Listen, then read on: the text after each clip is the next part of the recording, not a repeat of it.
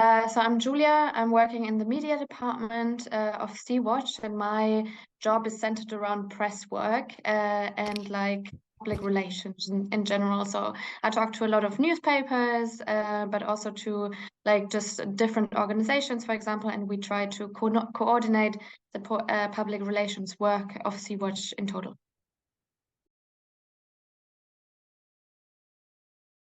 Sea Watch was established or created in 2015 when the so-called refugee crisis was brought up, or like a lot of people were fleeing to the European Union.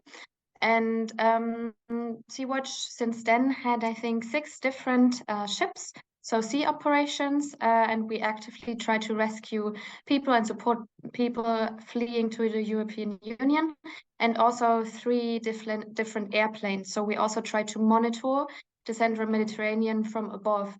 So both these like branches of the organizations are very, very important parts.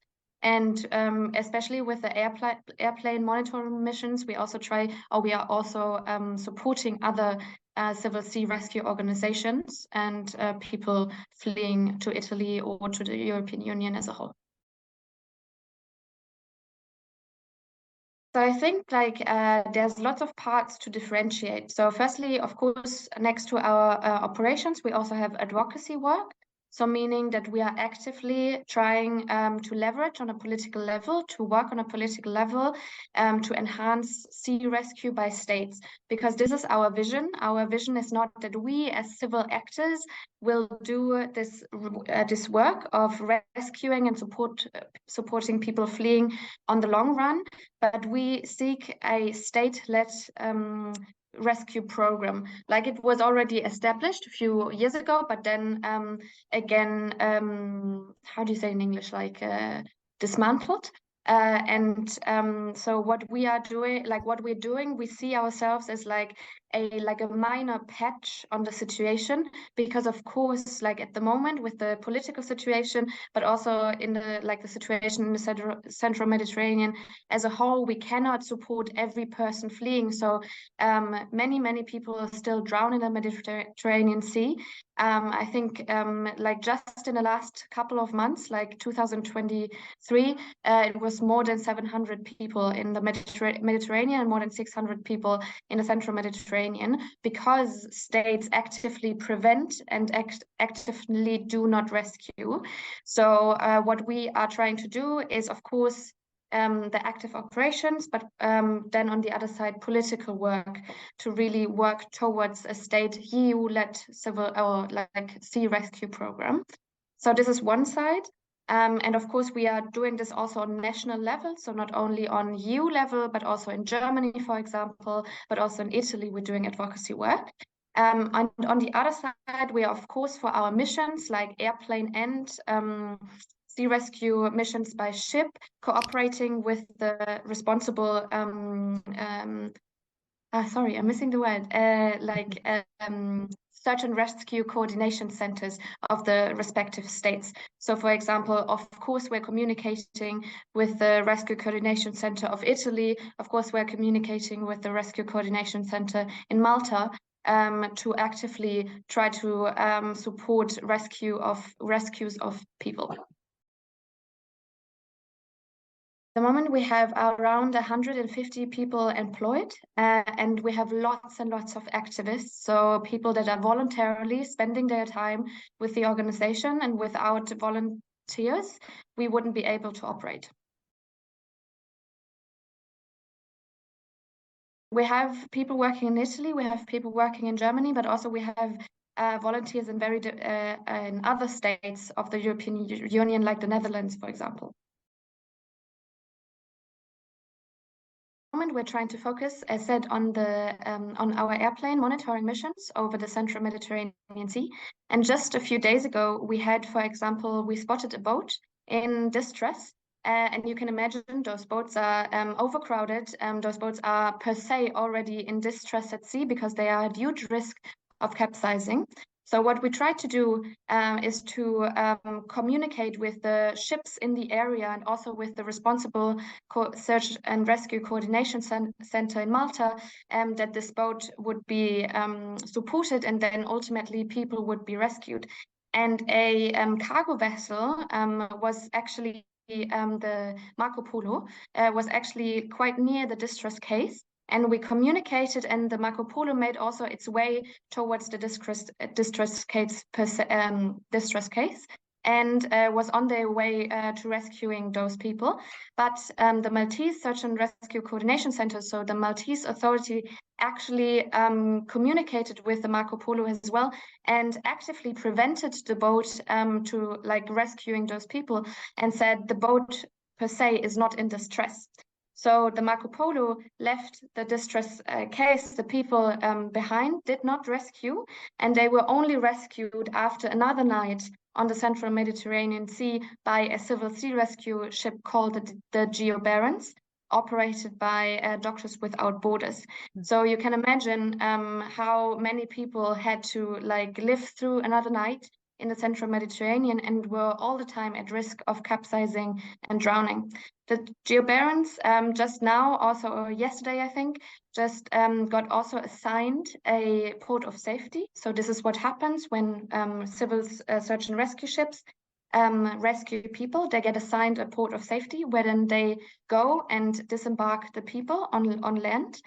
And since a few months, these port of safeties are actually very, very far away from the operational areas of those ships. So the Geo Barents, for example, they got assigned La Spezia as port of safety, which is approximately 1,300 kilometers away from their operational area, from the place where they rescued those people. So this distance is actually comparable to the distance between Rome and Prague, for example, or Berlin and Kiev. So you can imagine how long it takes to actually bring all those people, rescued people, just recently rescued people, to this port of safety, and how much, much more people are psychologically, but also physically endangered on this route, because like they already deal with hypothermia, for example, because they were out on the boat in the central Mediterranean for days sometimes. Yeah, absolutely. Like I said, with the airplane monitoring missions, for example, we of course do not only support our civil rescue boats, but of course also communicate with all other civil search and rescue organizations, but also cargo vessels, but also of course always the search and rescue coordination centers of the respective countries, so Italy and Malta, so also the coast guards do actively have this information to then being able to locate the boats in distress and then ultimately rescue boats. But we see again and again that Italy and Malta, and especially Malta, are not focused on rescuing people, are very much politically calculating on not rescuing people at distress at sea. So what we try, of course, is to always enforce also on an advocacy level, once we find boats in distress, that they are rescued by actors in the area.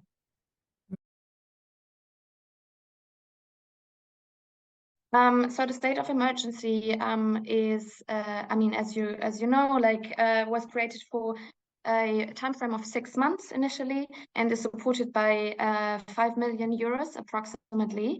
And it's like the state of emergency was actually like called out because of the arriving number of people, but not because of the drowning number of people. And then, as I said in the beginning, hundreds of people already drowned in the Central Mediterranean only this year.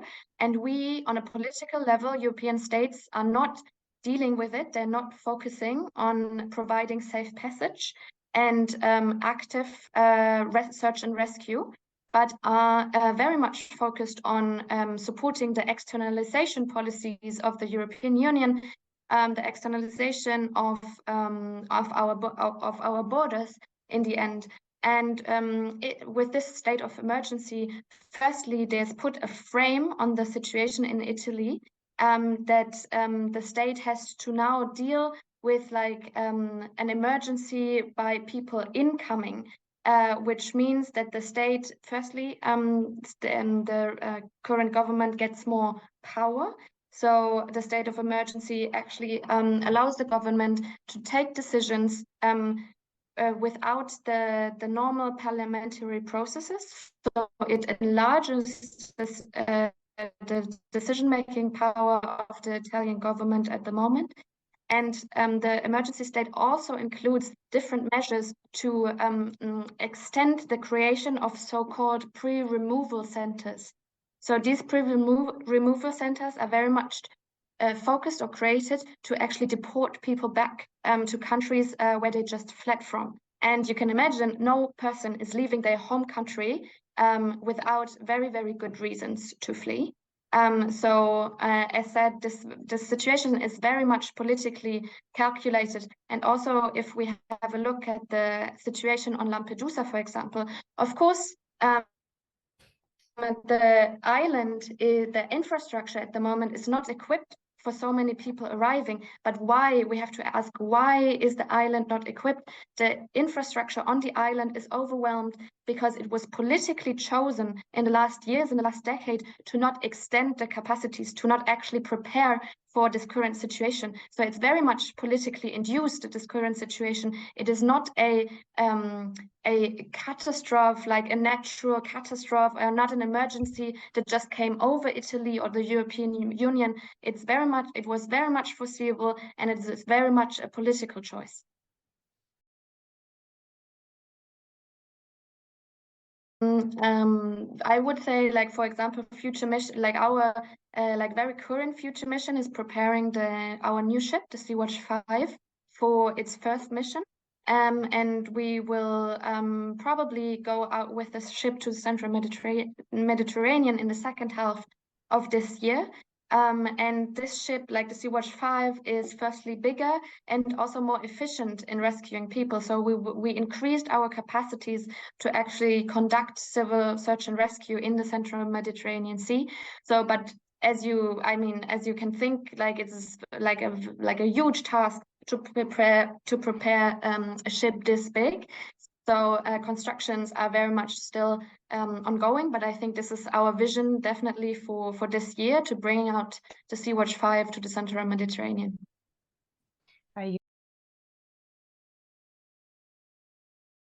So actively involved with us or supporting us, there's different possibilities. So of course, as you said, we are donation-based, solely donation-based.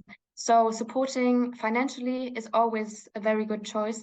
Then, of course, also spreading information about Sea-Watch, but also about civil search and rescue in general, is always a measure any one of us can take. So we can talk to friends, we can talk to family, we can spread information on social media, for example.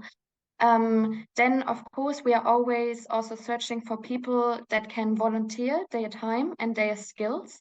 So you might want to have a look on our website, where we are always searching for different people in very different areas, volunteering-wise, but also job-wise.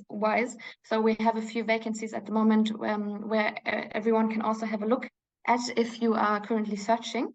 And then, of course, in general, I would say it's very, very important to always support and stand in solidarity with affected communities. So, for example, there are different groups of refugees organizing themselves in, for example, Libya or Tunisia, so countries of departure as well.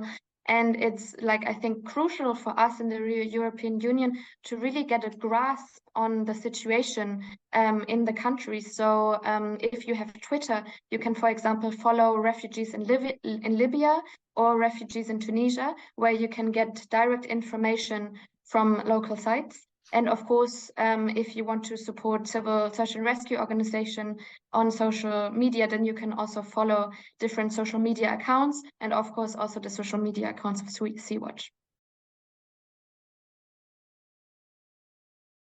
I would add maybe one thing, that is that not only the Italian state or the Maltese state are making it very hard for civil sea rescue organizations to operate, but also the European Union as an institution in total. But also in Germany, we have laws that are designed to restrict civil search and sea rescue. So, for example, we have a government which is in place for 2 years now, and in the coalition agreement, or nearly 2 years, and in the coalition agreement, it specifically says search and or civil search and sea rescue, civil search and sea rescue, yes, is not supposed to be hindered.